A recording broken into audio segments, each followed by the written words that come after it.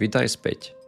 V tejto záverečnej lekcii sa pozrieme na niektoré bežné obmedzujúce presvedčenia o sebe samom, o tom, aký je život a na to, ako môžeš podniknúť konštruktívne kroky, keď v tvojom živote nastane veľká zmena.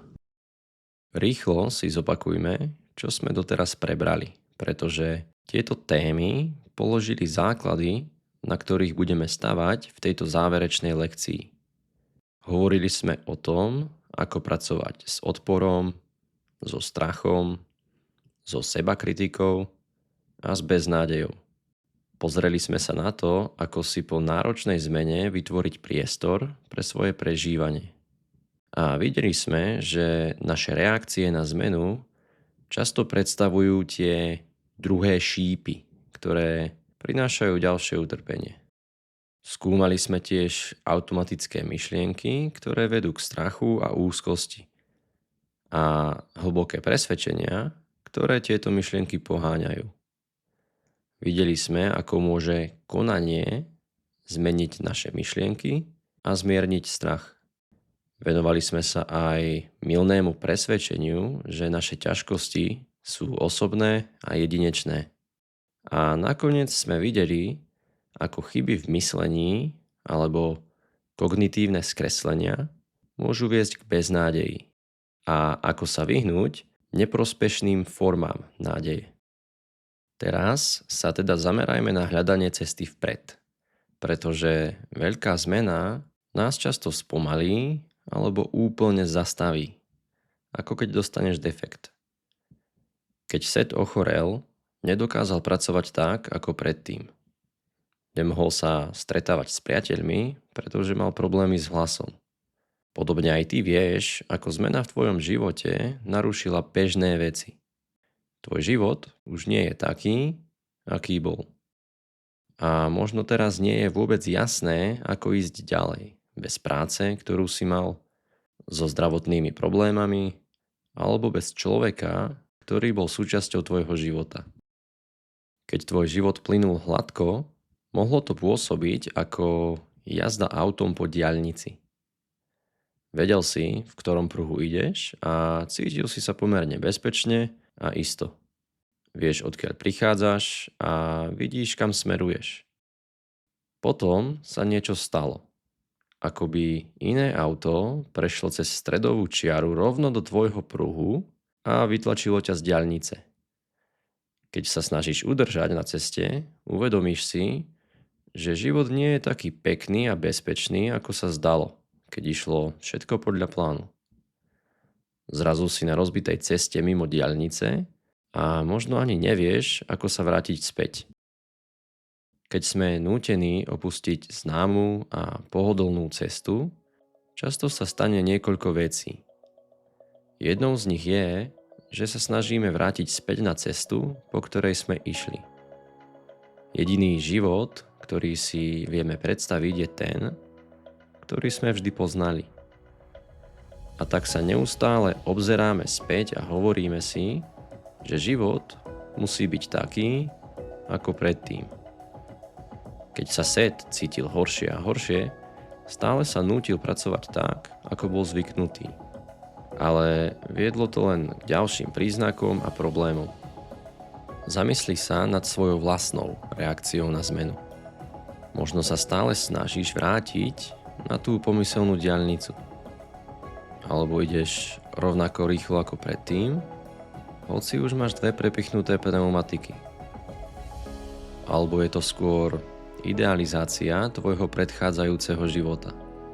Akoby ten život bol skutočný a tento nový život nie je správny. Veci predsa nemôžu byť takto. A možno práve tieto presvedčenia riadia tvoje konanie. Možno sa neustále snažíš zachrániť vzťah, hoci je jasné, že už nikdy nebude taký, ako predtým. Alebo sa pokúšaš robiť tú istú prácu, hoci z nej už akoby vyprchal život. A je to ako liať vodu do deravého vedra. Ďalšia bežná reakcia na to, že si bol vytlačený z cesty, vyzerá skôr ako vzdanie sa. Vyplýva z presvedčenia, že nemá zmysel skúšať niečo iné, keď už nemôžeš robiť to, čo si robil doteraz. Napríklad, ak nemôžem robiť svoju prácu tak ako kedysi, tak vlastne nemôžem pracovať vôbec. Alebo ak moje telo nefunguje ako predtým, tak už nedokážem nič. Alebo ak už nemám toho partnera, tak už nebudem mať nikoho. Táto reakcia sa môže zdať ako presný opak neustáleho pokúšania sa vrátiť k životu, aký si poznal. V skutočnosti je to však len ďalšia podoba tej istej pripútanosti k minulému životu. Je to ako beznádej, ktorá je protipólom nádeje. Keď sa pozrieš na svoje myšlienky a činy, možno v nich uvidíš pripútanosť k tomu, aký bol život predtým, než prišla táto ťažká zmena. A pripútanosť nie je vôbec prekvapujúca. Je to presne to, čo robí naše ego. Chytá sa a drží. Ale môžeme prekuknúť príbehy, ktoré nás nútia lipnúť na živote, aký sme mali predtým. A to sa deje vtedy, keď rozpoznáme svoje chyby v myslení. Jednou z nich je čierno-biele myslenie. Kognitívne skreslenie, ktoré vidí veci len ako všetko alebo nič. Buď mám svoj starý život, alebo nemám žiaden život. Alebo keby som sa mohol vrátiť tam, kde som bol, všetko by bolo zase v poriadku. Tento spôsob myslenia je skreslený, pretože život sa nedelí čisto na čiernu a bielu. Tvoj život sa skladá prevažne z odtieňov šedej. Neexistuje súbor okolností, ktoré by predstavovali jediný priateľný život. A vždy existujú nové spôsoby života, ktoré začínajú práve tam, kde sa starý život skončil. Existuje ešte jedna chyba v myslení, ktorú tu môžeš nájsť a ktorá súvisí s čierno-bielým myslením. Nazýva sa falošný pocit bezmocnosti. A nastáva, keď si myslíš, že máš menej moci, ako v skutočnosti máš. Predstav si človeka, ktorý sedí vo svojom aute a myslí si, že nemôže nikam ísť. Možno preto, že jeho auto už nefunguje tak dobre ako kedysi. Alebo preto, že sa nevie vrátiť na cestu, po ktorej išiel. Cíti sa slabý a bezmocný, ako by mu jeho situácia nedávala žiadnu možnosť konať. Možno sa tak teraz cítiš aj ty. Cítiš sa obmedzovaný vecami, ktoré nemôžeš ovládať. Ako by neexistovala žiadna cesta, ktorá by ťa niekam zaviedla. Ak sa nachádzaš v tejto situácii, môžeš sa ešte raz pozrieť na svoje myšlienky. Neexistuje viac možností, ako si myslíš? Možno nie si až taký bezmocný, ako sa cítiš. Môžu tu byť vedľajšie cesty, ktoré si doteraz nevidel. Dokonca celá sieť ciest, ktorá sa ti otvorí, keď opustíš hlavnú diaľnicu. Pretože zistíš, že stále môžeš šoférovať, aj keď nie tak rýchlo ako predtým. Možno môžeš stále pracovať, len nie toľko hodín. Alebo práca, ktorú môžeš získať teraz, nie je tak dobre platená, ale stále ťa uživí. Možno život už nikdy nebude rovnaký bez človeka, ktorého si stratil. Ale stále je to život. A je tvoj. Teraz sa pozrime na hlboké presvedčenia. Ak sú tu myšlienky, ktoré ti bránia posunúť sa vpred, aké presvedčenia a predpoklady pod nimi môžu byť? Bežným presvedčením je napríklad, že existuje ideálny spôsob, ako by mal život prebiehať. Veríme, že by nemali prísť žiadne prekážky, vykoľajenia či narušenia našich plánov. Máme pocit, že ideme po určitej trase a tá je celkom predvídateľná. V určitom veku končíme strednú školu, potom vysokú, alebo si nájdeme prácu, postavíme dom a očakávame, že si odškrtáme všetky políčka v hre nazývanej život. Život by sa v takomto ponímaní podobal na krytý bazén. Všetko uhladené a čisté, voda vždy v ideálnej teplote, pohodlné, bezpečné a jasne ohraničené. Ale život taký nie je. Život je skôr ako oceán. Je obrovský, hlboký a nepredvídateľný. A môže byť aj nebezpečný a ničivý. Nikdy nie je presne rovnaký a dokáže sa zmeniť spôsobmi, ktoré neočakávame. A zároveň je živý. V chlorovanom bazéne nič nerastie. Ale oceán je plný rastlín, živočíchov a mikroskopických organizmov. Nesie v sebe silu a tajomstvo, ktorému úplne nerozumieme.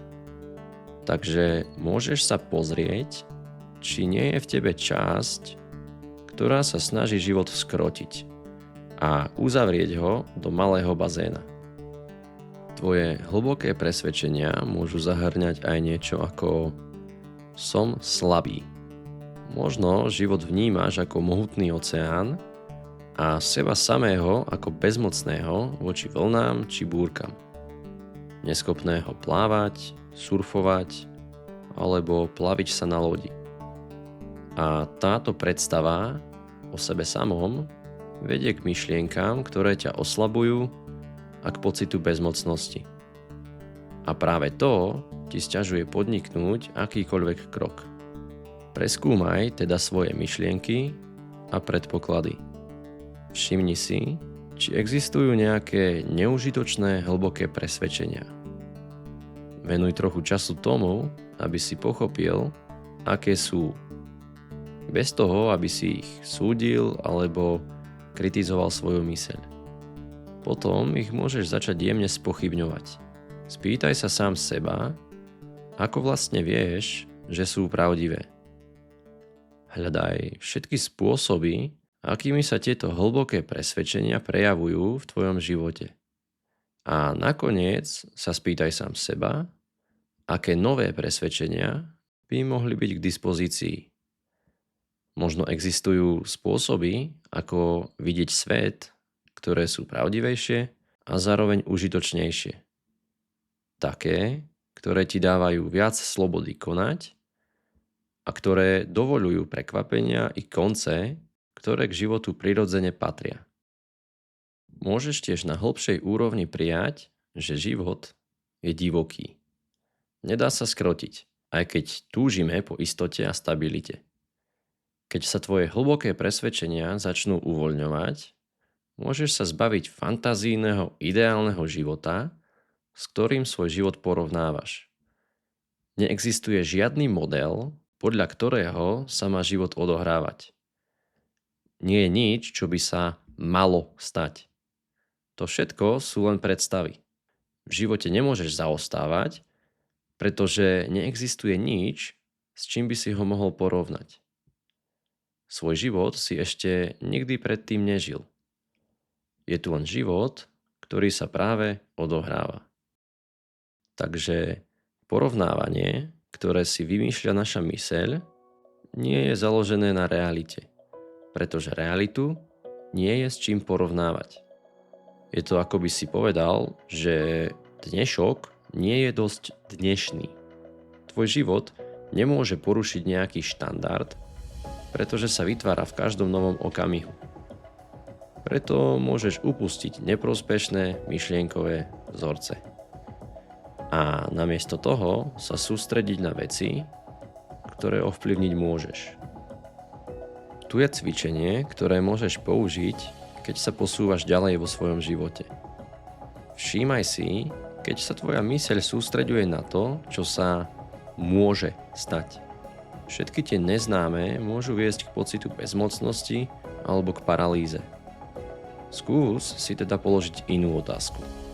Namiesto čo sa mi stane, sa spýtaj, kým chcem dnes byť. Nemôžeš poznať odpoveď na všetky otázky typu čo ak. Ale môžeš sa vopred rozhodnúť, ako chceš reagovať a kam chceš sústrediť svoju pozornosť.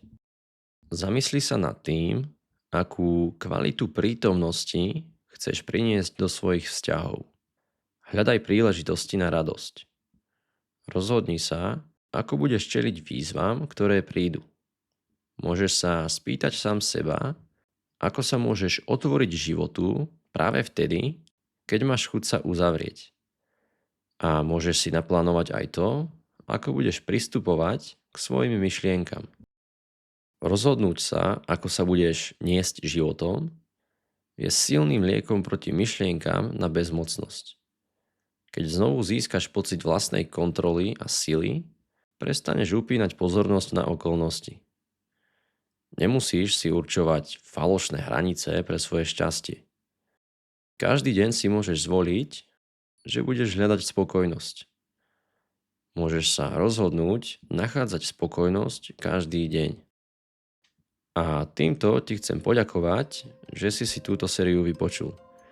Dúfam, že si tu našiel niečo užitočné a že aj napriek ťažkým zmenám budeš naďalej nachádzať pokoj a pohodu.